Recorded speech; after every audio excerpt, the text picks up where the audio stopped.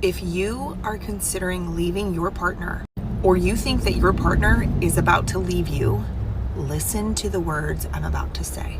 Also, if you received this from somebody, you need to bookmark, save, take notes on everything I'm about to tell you. I am 5 years post-divorce and I'm remarried. I have a very good relationship with my husband. We have a new daughter together. We're a blended family. I have read over 50-something books on marriage, divorce, attachment theory, all the things, have spent literally tens of thousands of dollars in therapy. And I wish somebody would have sent me a video like this before my divorce. Sarah's comment, I made this decision and regret it 100%. My ex was a great man. I just thought I'd be happier alone after 20 years of marriage, but I was miserable and my daughter was miserable. Biggest mistake ever. First of all, Sarah, thank you for your authentic transparency. It is refreshing, but also extremely sad. I'm sorry that you've gone through that. And here's what I want to say.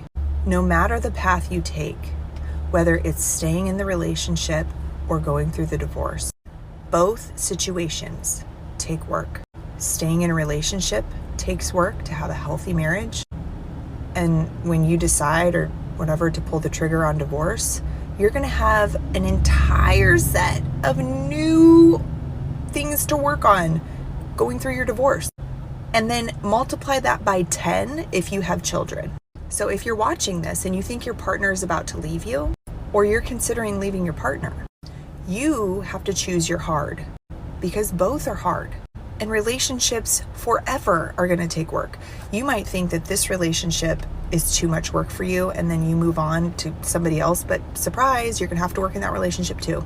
So if you haven't even been to therapy with your partner, if you've not picked up a self-help book or listened to podcasts, I'm telling you, before you make the jump to divorce, especially with children, start with that. Start with doing some work, because when you go through a divorce, it is an entire, it takes work to leave somebody. It's not just you sign some papers. When kids are involved, it's not you just sign some papers and you move on. You then have to figure out how to co-parent with somebody that you believe is your enemy. You have to figure out how to pay all of your bills by yourself and be a solo parent. You're going to have to find a new community of friends, because the old community that you were in no longer can relate to you. It doesn't matter. It doesn't matter what people say before you divorce. I'm telling you, the dynamics change. You might have somebody who brings you to court every 6 months. We call them frequent filers. You're only going to see your kids half the time, most likely, which also means you're going to be sharing holidays. So you're going to spend some holidays probably alone without your children. You literally are going to miss out on half of your children's lives. Half. It is the most painful thing. There are no words. So I'm just saying, you have to choose your hard here. Both are extremely hard. It's hard. Even in my new relationship with my husband, it takes work.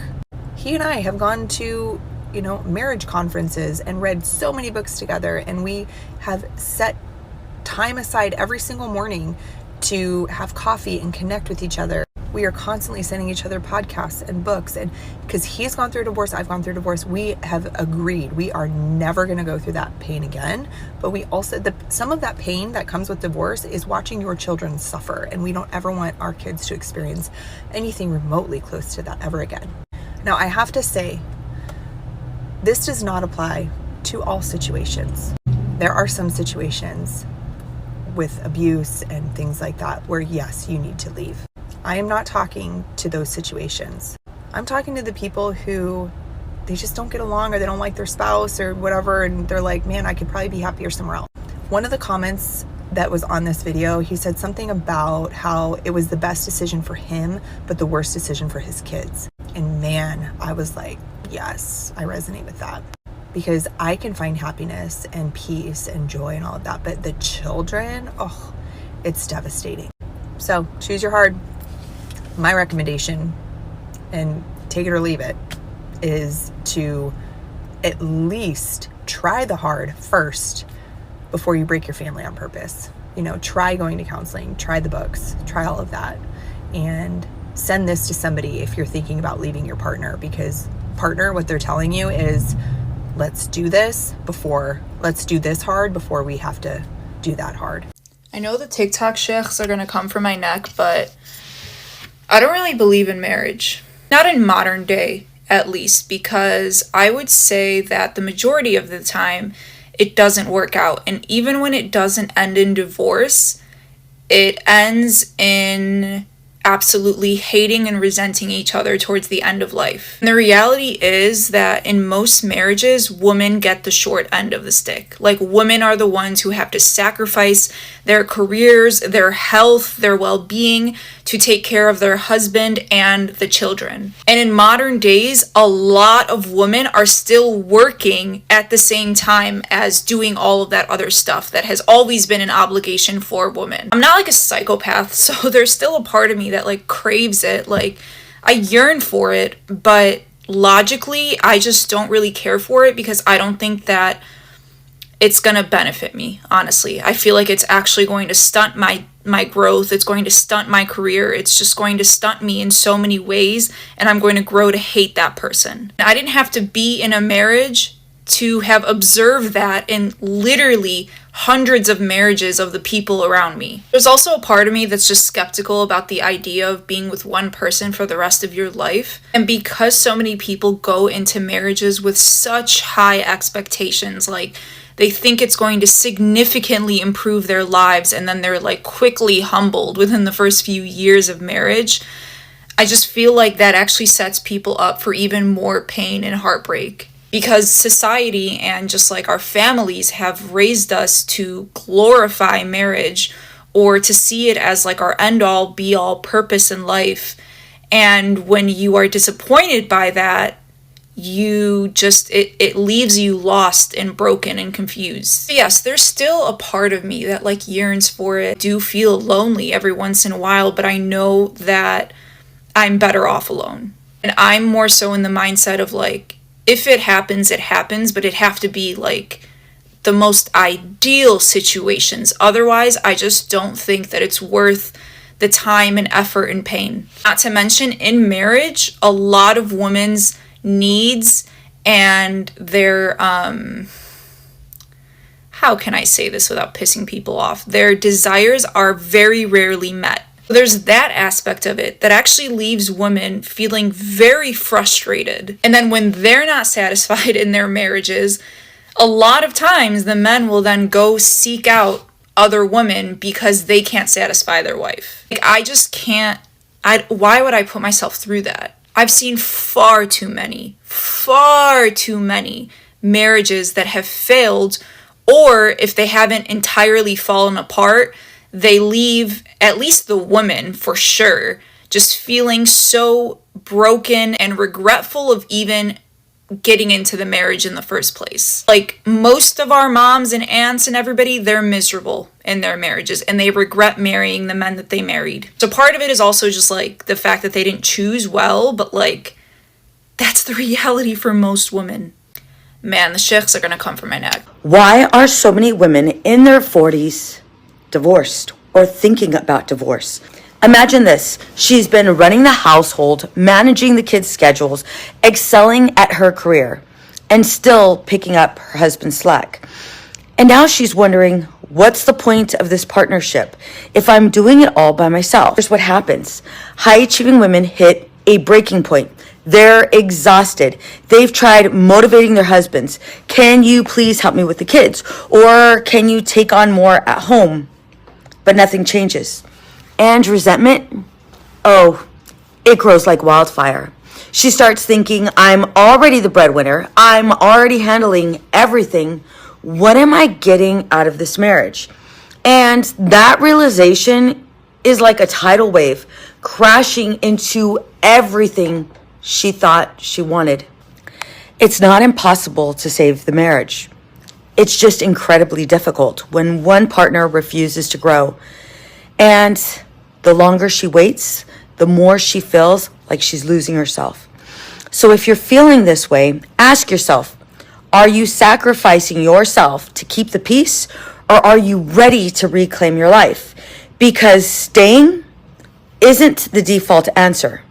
Choosing you, that's where the power lies. Why I divorced my husband at the age of 27. One of the main things I had to come to terms with is Doing more for anyone in your life will not result in you being a priority. Now, these are just overall truths that I've learned since I was married to my husband, and not so much so getting into the nitty-gritty details of why we decided to separate, because I don't want that to ever be attached to my name publicly, and I also just don't want to paint anyone in a bad light, because I also take accountability for a lot of the things that happen in the relationship, and the specifics should be kept private. Whenever you do make someone else a priority in your life thinking that it'll result in you getting more, you literally do the exact opposite, and instead of you getting more out of that relationship, you actually get less, because the more that they realize that you're able to reward their bare minimum actions, the more they're going to continue to be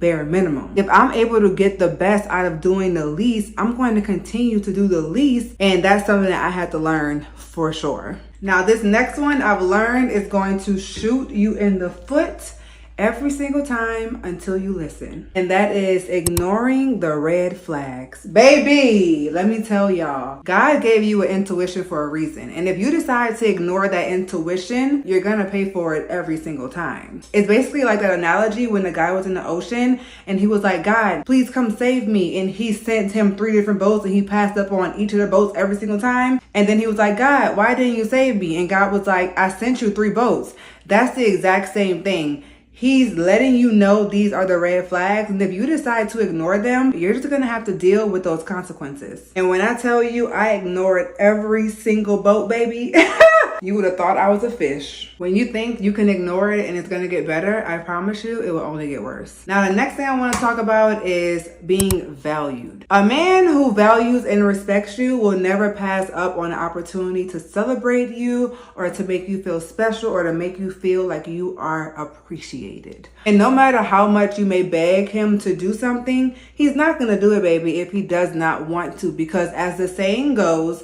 if he wanted to, he would. And that is just the harsh reality that I had to realize in life, is if he wanted to, he would have done that already. And don't allow people to tell you that saying, you have to explain it and overly communicate it to a man, because sometimes men are slow. Men are not slow.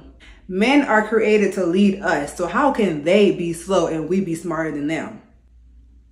And I'm not trying to say that in every situation that you don't have to explain something to your partner to get him to understand. But I'm just saying, if it's repeated things that he's not doing, sis, he does not want to do those things. Trust the actions and not the words. And one of the main things that I give congratulations to is my growth. I literally refer to myself as the rose that grew from the concrete. I truly realized what I deserved out of a relationship, and you have to make sure that the person you decide to bring children into the world with is a person that you like, a person that you would want your kids to mirror. And even if you don't want kids, I feel like putting yourself or using that example as a scenario, like if I were to have a child, would I be okay if my child grew up to be exactly like this person that I'm with right now? Ask yourself that question, and that will literally tell you all that I feel like you need to know.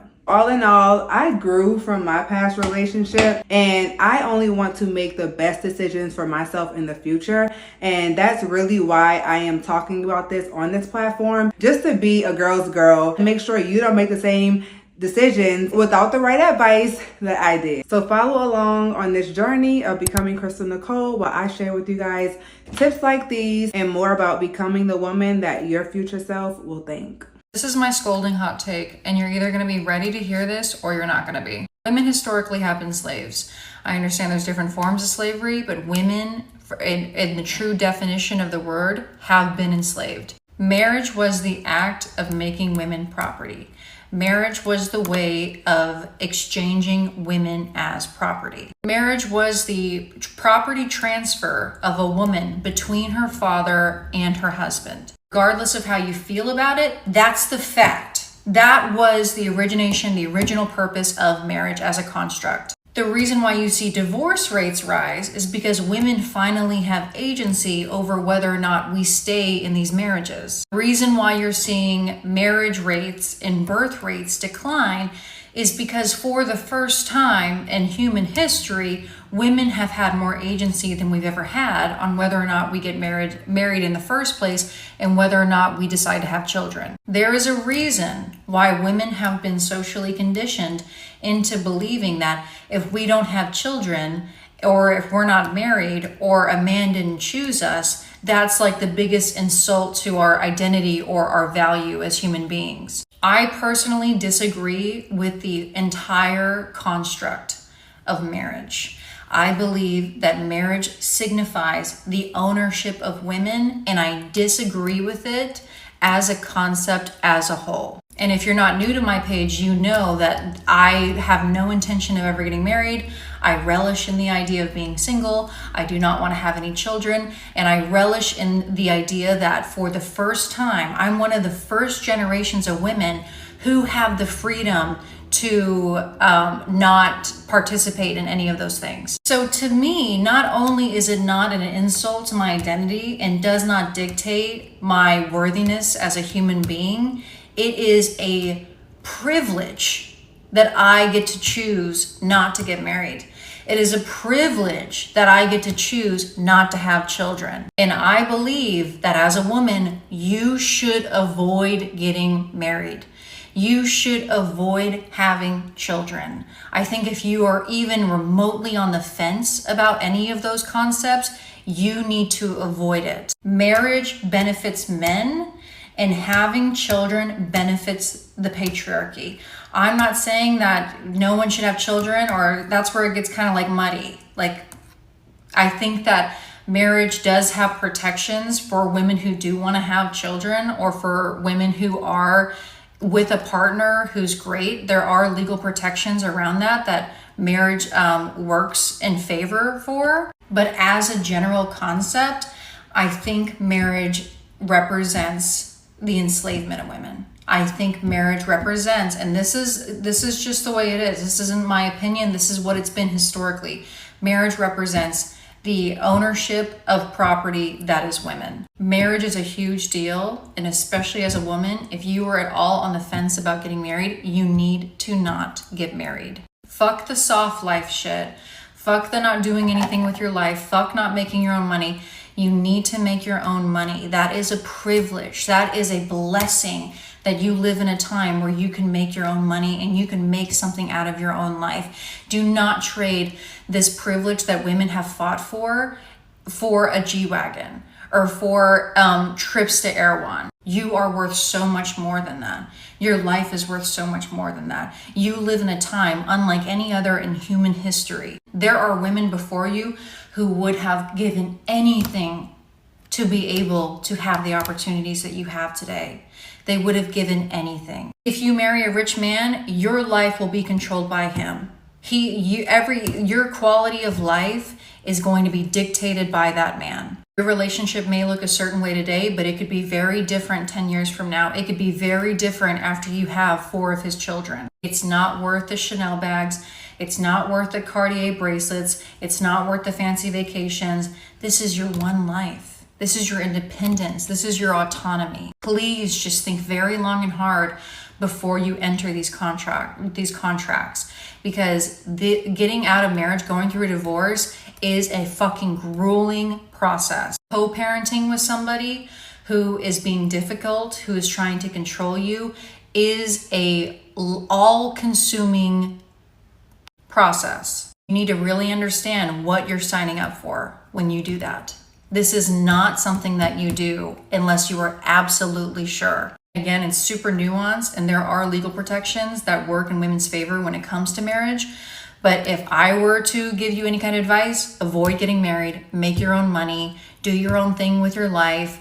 Do not put all your eggs in the basket of a man. Because once you get married and once you have those children, everything is different. You do not have that same freedom anymore. You will not have that same opportunity anymore. You can still make it happen. And there are women who their children are like the best thing. It's like, I totally understand. I respect that. I'm not saying it's impossible, but it's going to be very hard and it's going to be very different. Being single and childless is a fucking flex. Okay? It is. It's much better than being in a grueling divorce, being in an unhappy marriage, being controlled by a man, or having to co-parent with someone who's fucking crazy.